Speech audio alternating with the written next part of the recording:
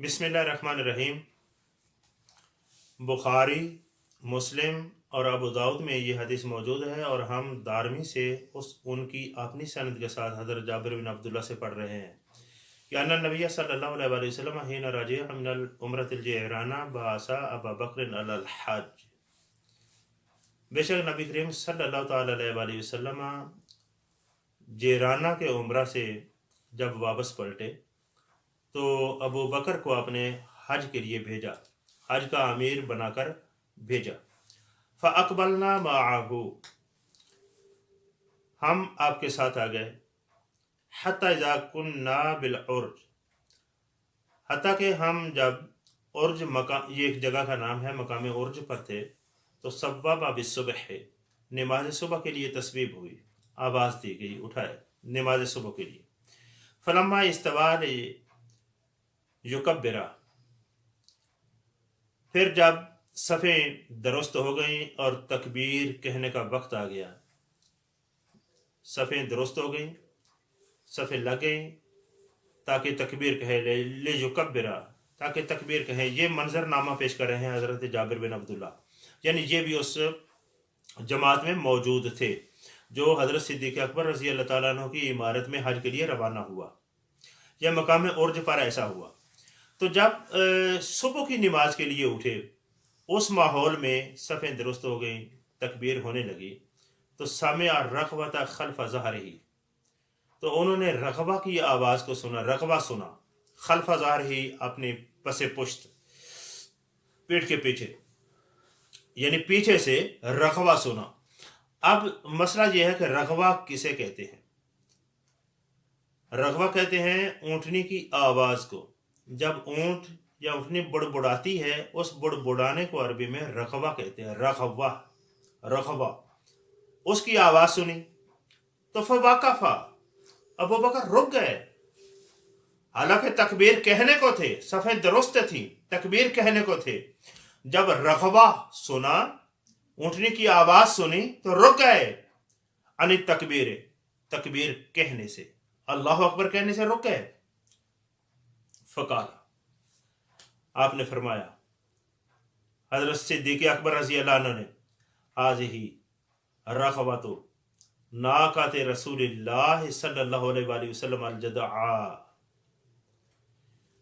ये तो हजूर की ऊँटनी का बड़बड़ाना है, देखा नहीं है, यानी ऊँटनी को देखा नहीं। सवाल ये है, जो समझने वाली बात है, सफ़ें बन चुकी हैं, आप गोया के मुसल्ला इमामत पर हैं, तकबीर कहने को हैं, ऊँटनी के बुड़बुड़ाने की आवाज़ आई तो आप रुक गए और ताज्जुब से कह उठे कि ये बुड़बुड़ाना किसी आम ऊँटनी का नहीं है, ये मेरे आका की ऊँटनी का है, ये रखवा है मेरे आका की ऊँटनी का।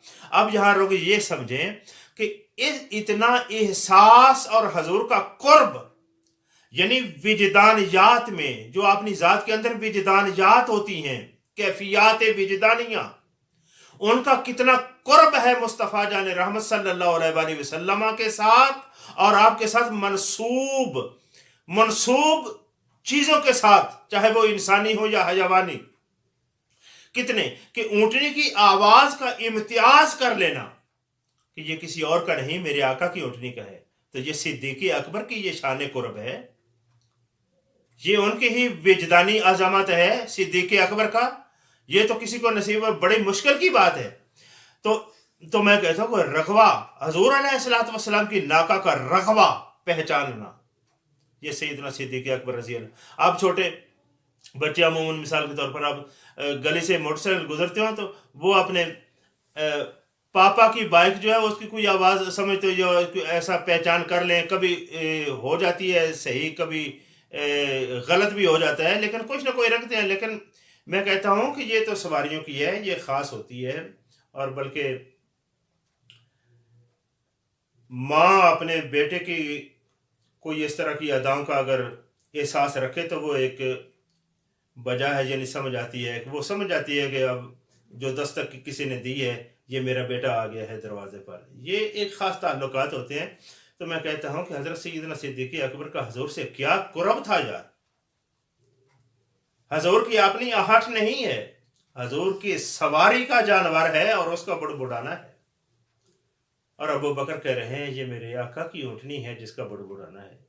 اور ہوا کیا یہ بات ان کا یہ انہوں نے جو اخذ کیا یہ سچ نکلا یا نہیں؟ اب دیکھو ان کا تعلق بھی دیکھو اور آگے دیکھیں.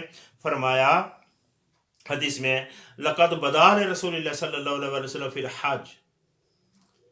ہو سکتا ہے کہ حضور علیہ الصلوۃ والسلام حج کے لیے خود پھر دل آ گیا ہو کہ حج کرتے جائیں، تو آپ آ گئے ہوں. لعلہ یکون رسول اللہ صلی اللہ علیہ وسلم فنصلی معہ. ہو سکتا ہے کہ رسول اللہ صلی اللہ علیہ وسلم آ گئے ہوں اور ہم آپ کے ساتھ نماز پڑھ لیں گے. مصلی سے ہٹ آئے. تو جب ہٹ آئے تو پیچھے دیکھا، جب سواری تک پہنچے سواری دیکھا فَإِذَا عَلِيٌّ عَلَيْهَا. سواری تو وہی تھی جس کو جج سیدنا صدیق اکبر نے کیا تھا، سواری وہی تھی، سوار علی تھا. ناکہ رسول تھی، رغبہ اسی کا تھا، مگر جب دیکھا تو علی تھا.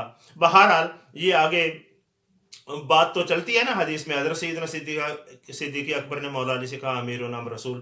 یہ آگے مضمون چلتا جائے گا. میں نے یہاں یہ واضح کرنا تھا حضرت سیدنا صدیق اکبر رضی اللہ تعالیٰ عنہ کی شان قرب بے رسول اللہ صلی اللہ علیہ وآلہ وسلم، حضور کے ساتھ ان کی جو قربت اور قلبی تعلق کی وابستگی اور وجدانی کیفیات کا فنا فی الرسول ہونا، یا ادھر سے فیضان کو اس قدر اپنے اندر شان جذبیت کے ساتھ سنبھال کر رکھنا، اس کی مثال شاید کائنات میں دوسری نہ ملے. وہ یہ تھا کہ اندھیرا بھی ہو، صبح کی نماز ہو، توقع بھی نہ ہو، کوئی وعدہ وعید بھی نہ ہو، اور پھر جانوروں کی آوازوں سے یہ سمجھ جانا یہ میرے رسول اللہ کی سواری کی آواز ہے.